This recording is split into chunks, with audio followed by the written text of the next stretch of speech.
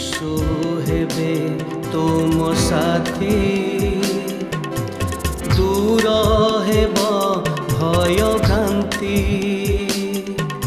से तो जगतर ज्योति अंधकार हेब इति प्रात ज्योति जीवन जला प्रात ज्योति। प्रिय दर्शक बंधु नमस्कार। ख्रीष्ट सम्मिलित मंडली भुवनेश्वर आनुकूल्य यूट्यूब चैनल रे नियमित प्रसारित होता विशेष कार्यक्रम प्रात ज्योति यही कार्यक्रम को आपण को स्वागत करुच्ची। आपण यह कार्यक्रम द्वारा आशीर्वाद प्राप्त होउछंती आमने सेतिपाई ईश्वर को धन्यवाद दो। आज मध्य यही कार्यक्रम रे आपण जोग देइछंती अंशग्रहण करुछंती। प्रभु आपण को आशीर्वाद करंतु। यह कार्यक्रम संपर्क में अन्य मान सूचना देवाई भूलु ना। ए लिंक को आपणकर बंधु मान निकट में शेयर करूँ जेपरी से माने मध्य आशीर्वाद प्राप्त हेबे। आम संगे जोगाजोग करने भूलु ना। स्क्रीन रे जो नंबरटा पाउछंती से नंबर रे आम संगे जोगाजोग करंतु।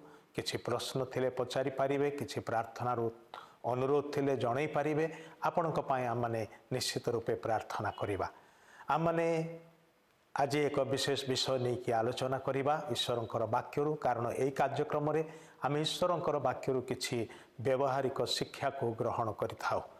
आज आम माने पुणी थरे देखिबा बाइबल रे वर्णित जक्षियक जीवनरू। जक्षिय जड़े कर आदायकारी बा इनकम टैक्स ऑफिसर थिले। जड़े उच्च पदस्थ अधिकारी तांकर सबु किछि थिला किंतु जीवन रे शांति नथिला। आज भी जगत रे अनेक अछंती जो मानकर सबु किछि अछि मात्र जीवन रे शांति नाही। राति रे सोई पारंती नाही, किछि खाइले पीले भी मन लागू नाही। सब बळे गोटे प्रकार भय आशंका द्वंद्व विभिन्न प्रकार द्वंद्व मध्य रे से माने रहंती। सबु किछि अछि जगत रे जहा जहा दरकार सबु अछि किंतु हृदय रे मन रे शांति नाही। अस्थिरता अच्छी, आशंका अच्छी, भय अच्छी। जक्षिय से प्रकार जड़े व्यक्ति थिले। तांकर परिवार थिला, तांकर समस्त थिले, मात्र तांक मन रे गोटे विषय उणा थिला। आउ से विषय को पाइबा निमंते से व्याकुल थिले। जेतेबेले से दिने प्रभु जीशुंकर विषय शुणिले एवं तांको देखिबा पाई इच्छा कले आउ प्रभु जीशुंकर सहित तांकर साक्षात होउछि। आउ सेठी प्रभु जीशु गोटे कथा घोषणा करी कहिले आज यही गृह रे परित्राण उपस्थित हैला। भाई भौणी माने प्रभु जीशु जो स्थान रे जो परिवार मध्य रे जो व्यक्ति जीवन रे थांती सेठारे परित्राण उपस्थित हुए। कारण एकमात्र उद्धारकर्ता परित्राणकारी प्रभु जीशु अटंती। से समुदाय मनुष्य मानकर निमंते निजर प्राण को बलि रूपे उत्सर्ग करी अछंती।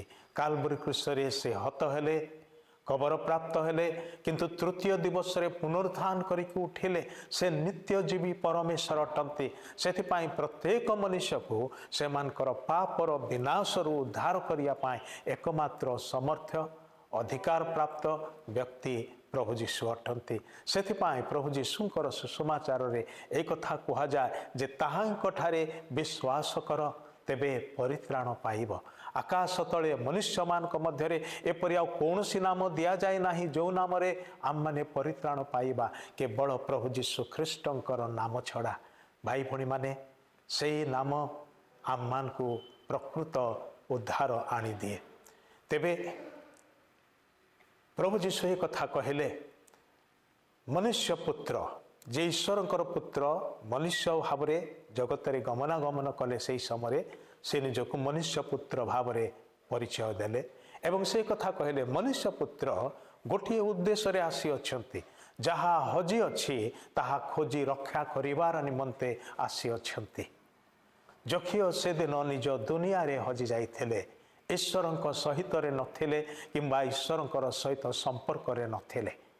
आज जो माने भी ईश्वर सहित संपर्क रे नाहंती से माने आत्मिक भाव रे हजिथिबा अवस्था रे अछंती।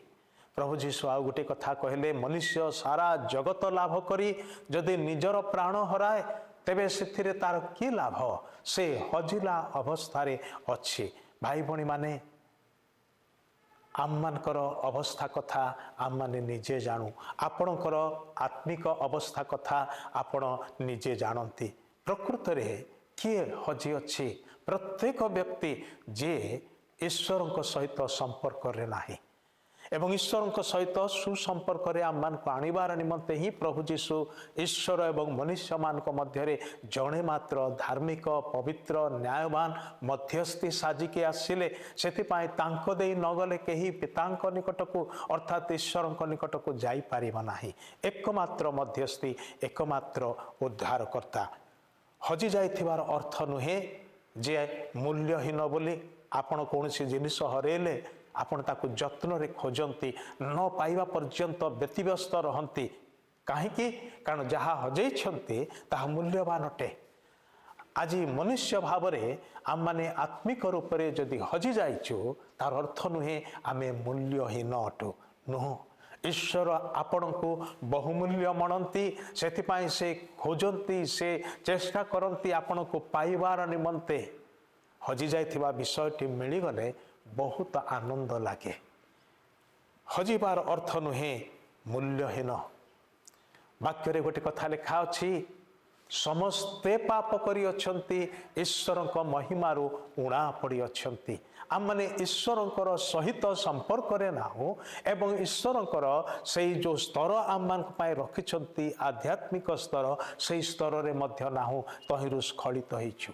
नैतिक अधपतन घटी पाप भयंकर भाव में आक्रांत करिछि एवं पापर दंड अनंत मृत्यु अटे। से अनंत मृत्यु आड़ को प्रतिटी मनीष दौड़ुअछि।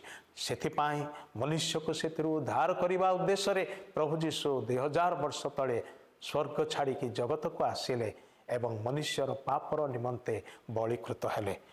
हजिबार अर्थ होछि ईश्वर ठारू विच्छिन्न हो जिबा अलगा ही जीवा।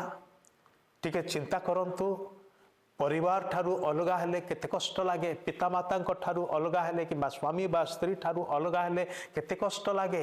मृत्यु विच्छेद प्रतिटी परिवार को दुख रे भांगी पकाए। आम माने समस्ते शोकाकुल हो जाओ जिते जड़े प्रिय लोक आम मानकर परिवार विच्छिन्न हुअंती मृत्यु द्वारा। तेबे हजिबार अर्थ होछि ईश्वर ठारू विच्छिन्न हो जिबा। आज आम माने बंचिकी रहीचु ईश्वर को न जानिले भी किंबा तांको सहित संपर्क रे नथिले भी कारण होछि कौन ईश्वर आपण प्रति दया करंती आम मान प्रति से दया करंती तांको दया रे बंची अछु। किंतु जदि आम माने ईश्वर को न जानिकी मरी जाओ ताहले अनंत काल निमंते ईश्वर ठारू विच्छिन्न हो जिबा। केही हेले आम मान को आउ थरे ईश्वर निकट को आनिबा को पारिबे नाही। भाई भणी माने बाहिक भाव में आपण सफलतार दिगरे गति करुछंती बोली मने करि पारंती। प्रभु जीशु कहले सबू लाभ करके निजर प्राण हरेले सेथिरे की लाभ। बाहिक भाव में सफल थिबा लोक माने मध्य हजिला अवस्था रे अछंती। ख्रीष्टंकर बिना ईश्वर सहित सुसंपर्क बिना मनुष्य आज हजि अच्छी से उद्धार करने प्रभु जीशु आसी अच्छी। आसु आम माने से प्रभु जीशु ठारे निजको समर्पण करू प्रार्थना करिबा। प्रिय प्रभु तुम बिना पाप आम मान को तुम ठारू बहुत दूर को नहीं जाए किंतु जेते बेले तुम्हें आसिल आम मान को खोजी रक्षा करिवार निमंते आ तुम्हें जिते आम मान को पाई जाओ तुम्हें केते आनंदित हुआ। स्वर्ग रे महानंद हुए बोली वाक्य रे लिखा जाए। तुम्हें साहाय्य कर आज जो माने हजिला अवस्था रे अछंती निजर से अवस्था विषय सचेतन हेबे आ तुम निकट को धाई आसबे। तुम्हें सेमान को पाइले से माने तुमर आनंद को पाइबे साहाय्य कर। यीशुଙ୍କ नामरे ए प्रार्थना उत्सर्ग करूछु आमेन। धन्यवाद। प्रभु आपन को आशीर्वाद करंतु।